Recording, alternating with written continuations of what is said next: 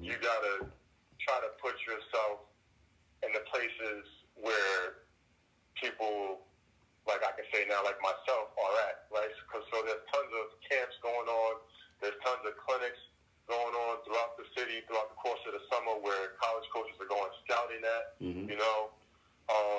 certain AAU events, find a way to get out there and try to, introduce yourself to a coach, but those are all good places where you can get yourself seen, whether it's working at those camps, so you get into being able to, like, show your skill if you're running a station or so, and being able to be in a position to rub elbows with certain guys who you can, get a chance to meet, and you just never know where that potential handshake can take you. Like some guys meet somebody for the first time, make a great first impression.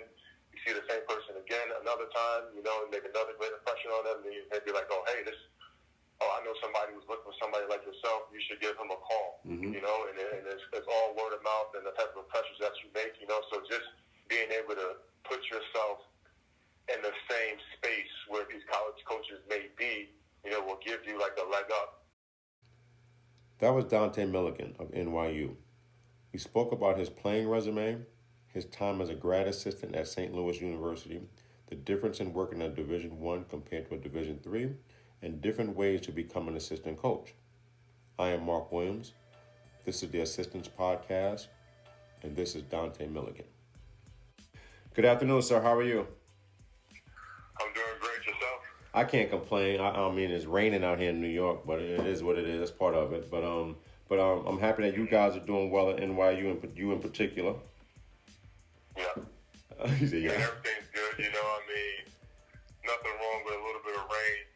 It's healthy for the environment right about now, considering everything that's going on. So I'll definitely take it. You ain't lying. All right. This is the Assistant Podcast, and primarily, like I mentioned to you before, is to highlight assistant coaches such as yourself who are behind the scenes and but making a major impact on the basketball community. And you are obviously doing that. Can you tell our listeners, our followers, and whomever exactly who you are in your basketball history? All right. My name is Coach Dante Milligan from New York City, born and raised in East Harlem.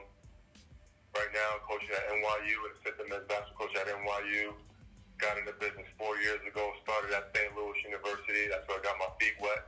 And then now I'm at NYU, just trying to help turn the program around and trying to, do good things over there. Now, you gave us a synopsis, but you forgot the part where you played at UMass, Pittsburgh, and you did the NBA and the D League at the time, the NBA D League, and then also played professionally. So I just want to highlight that you're just not a person off the street. Okay. So definitely, I was fortunate when I was young, man. I was just always playing basketball and focusing on my grades. I wanted to find a way to just make it out, the tough environment and make a better life for myself and my family. Coming up, I was fortunate to be a top 100 player coming out of high school. Was fortunate enough to get a scholarship to the University of Pittsburgh, which was a very good up-and-coming program at the time. Spent about a year and a half, close to 2 years there. While I was there, we was number 2 in the country at one point. First year, we made it to the Sweet 16. So I got some great experience there, just learning from a great group of guys and a great group of coaches that taught me a lot, going into my college basketball career. And then after about 2 years there, I transferred to the University of Massachusetts. Had 2.5 good years there. My last year I did very well. We went to the NIT, made it all the way to the championship game. Ended up losing to Ohio State. Real close game. They had 3 first-round draft picks, but it was a real good game. And I was fortunate enough to be named all-tournament team during the NIT tournament run that we had. And then after that, that's where my process began and trying to become a pro. It started with bouncing around in Europe. That first year, I went to Spain, France, and then finished up in Israel. Did very well in Israel. After that, I did a season in the G League with the Springfield Armor. At the time, they were owned by the Knicks, Nets, and Sixers. It was a conglomerate team with those organizations. And then after that, I did pretty well. It was an up and down down year as a team, but did okay personally. And then I was fortunate enough to go to China. I played in a China summer league called the NBL. And when I went there, I really kind of took off. I ended up leading the league in scoring, rebounding, and block shots, you know. So that pretty much took my game and my value overseas to the next level.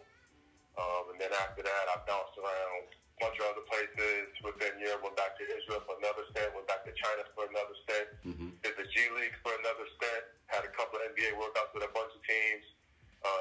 And then at one point, I was just like, I was trying to figure out what I wanted to do next after playing basketball, you know, because I knew that my career wasn't going to last forever. So I was trying to just figure out what's going to be my next plan, you know, for the rest of my life. And I decided, you know, that I took a year away in between. I came back home to New York.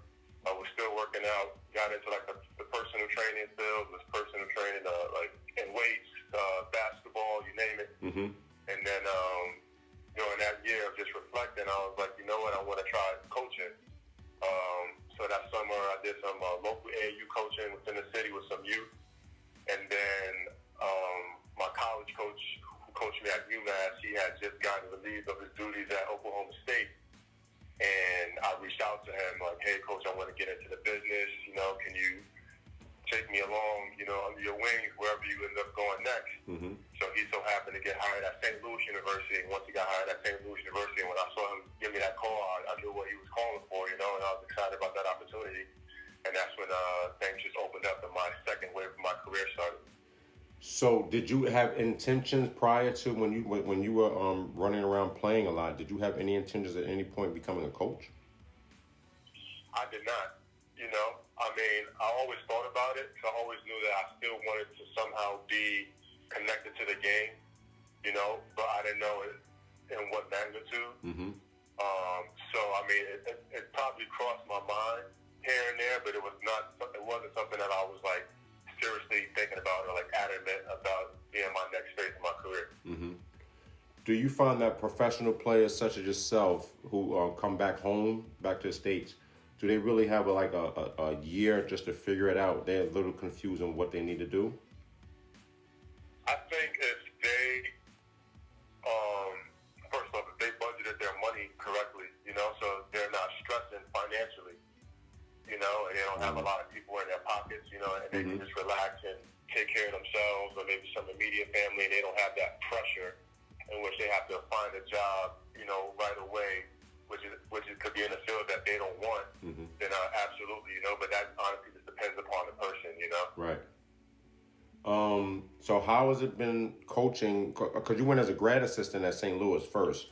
Correct. I went as a grad assistant, yeah. A grad assistant. So you didn't have the same duties as an assistant coach, but you've seen the difference as far as on the other side of the table. How was that transition from you as a player who just finished a year or less than a year away from playing to being to wearing a suit now? It was a great experience, to be honest, you know.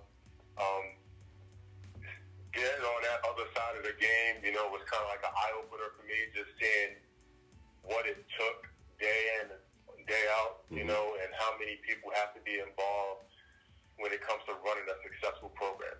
You know, just knowing that you have to have the right people that are always, like, pretty much always on the same page. You know, you don't necessarily have to think alike, you know, but you got to come to the table with good ideas that, you know, definitely beneficial to helping the program and within a common goal of, like, having success, you know. So it taught me a lot, you know, and I was very fortunate to not only be working for a very successful head coach, but I had great assistant coaches above me that was willing to take me under their wing and show me, you know, the do's and don'ts of the game, you know, and just, like, kind of teach me, you know, like, how to become pretty much a path to be successful within the business, you know, and I was always picking their brains. I was always, like, trying to help them if they needed help with scouting reports or, you know, stuff on the court, you know. They would pick my mind and ask me what suggestions I have, you know, whether it was within the game or just within practice, you know. So that definitely built my confidence, you know, knowing that I could possibly, like, do something within this game and be a good role model for other kids that's aspiring to be, like, college athletes. Now, at this time, you're still in pretty good shape. You may not have been in your, your China shape, but you were still in pretty good shape. So you hop as a grad assistant, you're able to hop on the court a little bit with the players. Were you able to give them pointers to help them out, obviously to make them a better player or players? Absolutely. That was one of the beneficial things of being a grad assistant that I actually liked was pretty much being very hands-on on the court, getting to play with the guys, getting to put them through drills, workouts, even at times like being a part of the scout team, because just having like somebody with my experience, and my talent level, going against those guys, going against somebody like me, kind of prepared them, probably better than what they normally would have been used to when it came game time.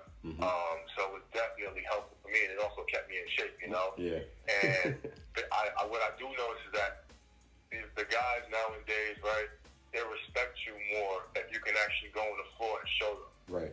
As opposed to just telling them, hey, go stand over there and take 2 dribbles, go between your legs and pull a jumper. Like if you can show them like how to do it, the technique, and everything like that, they respect that a whole lot more, and your voice is definitely more valuable.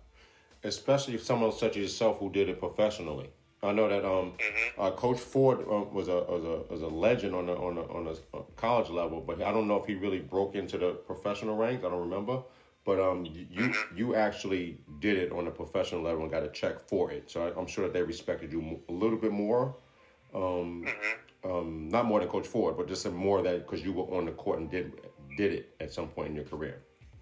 Absolutely, and having that playing experience, and fortunate enough for me, there was still footage of me online, where good guys can just like go type my name, just to kind of validate, my playing ability, but having a guy like Coach Ford, being able to trust me, to teach these guys and know that I'm going to teach them things the right way, right, and teach them things that he knows he'll be satisfied with, was a blessing. And it also helped, that I played for him. Right. Right. So having to play for him already and knowing how he is, I can like relate to the guys in a way that he probably necessarily couldn't relate to them, or even just communicate certain things to them to get them to understand where he's coming from. Because they may not see something a certain way initially, but since I knew how he is and I know how he wants things done, right, coming from my type of voice, being not too removed from them age-wise at the time, and just knowing that I had that playing experience, they was able to like understand and respect my opinion. I think that's great, and you're absolutely right. Which leads me to my next question, and this is actually a tribute to you. Coming from playing professionally, being a grad assistant is not a glamorous job. And I think that, some people, basketball players have a natural ego. And do you think that doing that grunt work on the grad assistant is something that some people may flip their nose up to and feel like that's beneath them? Absolutely, and you gotta be,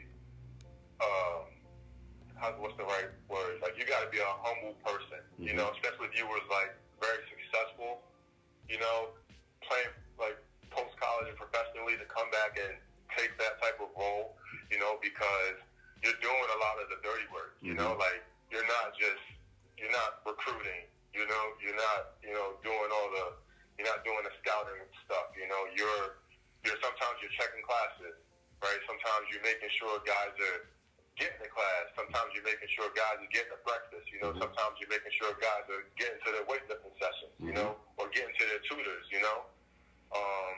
so, I mean, it's definitely, that grunt work, but it teaches you so much, and it humbles you. Right. And it makes you appreciate so much more once you do get elevated from that level, because you're like, hey, I had to go through this to get here, right, but through that time, you're still building interpersonal relationships with these kids, that some of the coaches, may not be able to get to build with them, because sometimes it's more on a personal level. Right. But it's definitely a position that I think is a good segue to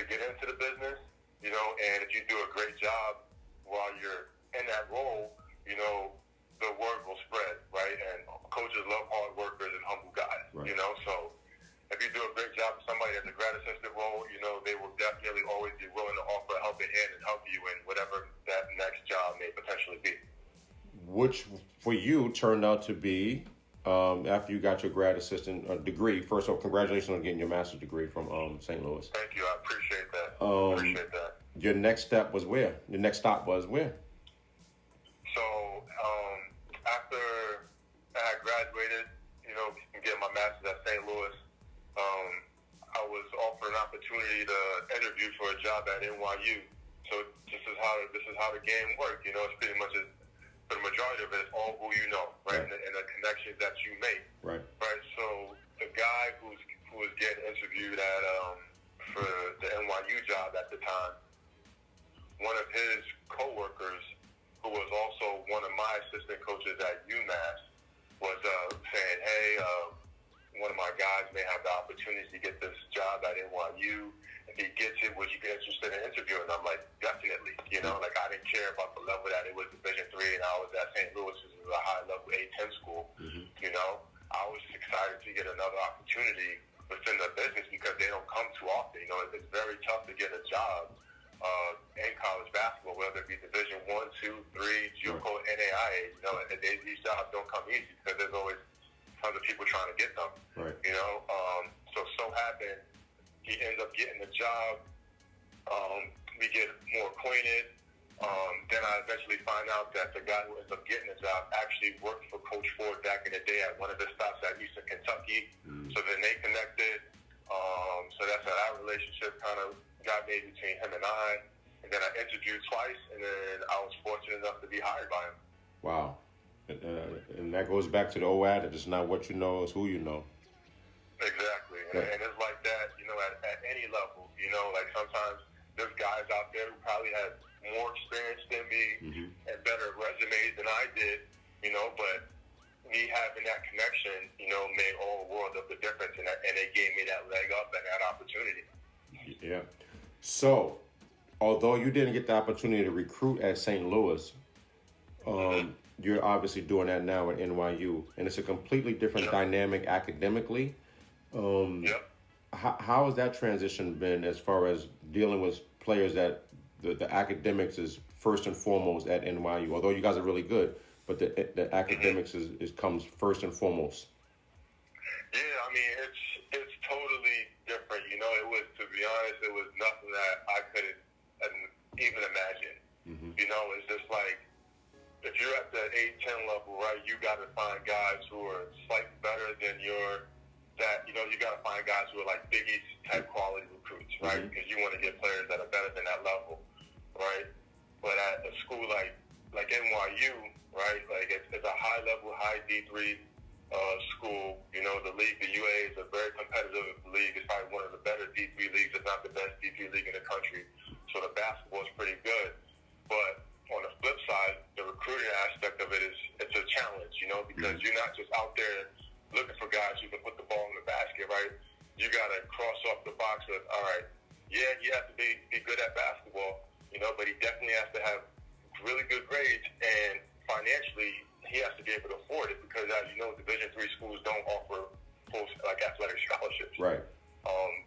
There is need-based financial aid, but I can't go out there and just start watching any old game at the AAU circuit, because I'd be pretty much counterproductive with my time.